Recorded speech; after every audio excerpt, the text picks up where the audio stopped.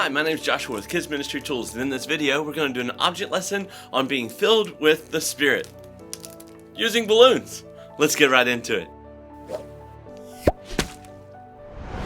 So the Bible says in Ephesians chapter 5 verse number 18, he says, "And be not drunk with the wine wherein is excess, but be filled with the Spirit." And that's a capital S, so it's talking about the Holy Spirit.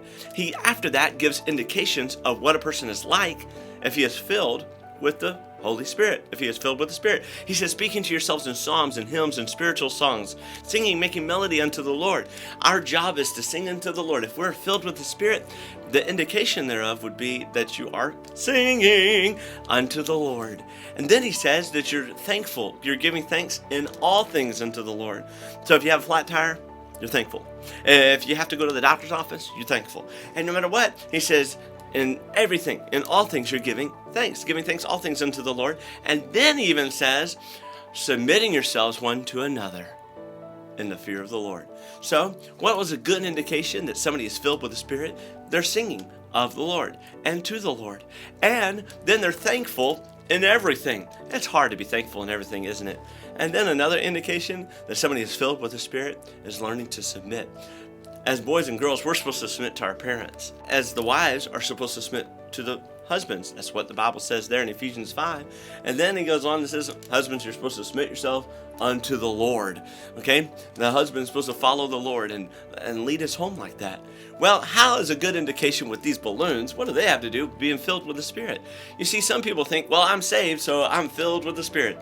That's not the case. You see, even Simon in Acts chapter number 8, he was saved. He was a sorcerer doing a bunch of wicked things, and the Bible says he even bewitched the people of Samaria. But when he got saved, he believed, and then he got baptized, but he wasn't filled with the Spirit right away.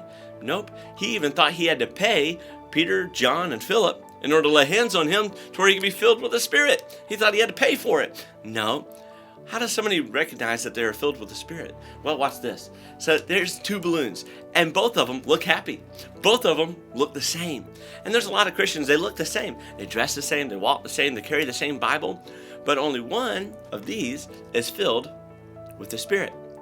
And which one is it? Well, you can always tell when hardships come.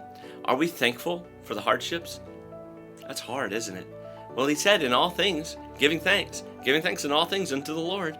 So when hardships come, are we going to be one to rise above